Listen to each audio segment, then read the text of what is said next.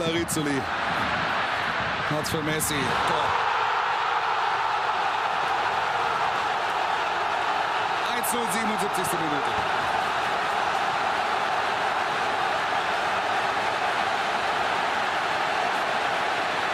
Jetzt auch bei 76 Champions League Toren. Genauso wie Cristiano Ronaldo, der gestern getroffen hat. In der Phase unnötig.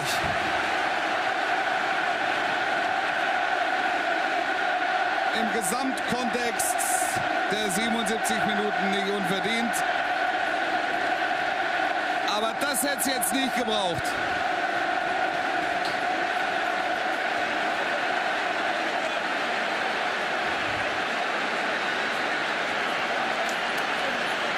Hier, Ballverlust in der Vorwärtsbewegung durch Bernat, dann der Ball zu Messi. Und diesmal legt er ihn nicht nochmal quer. Diesmal will er ihn selbst.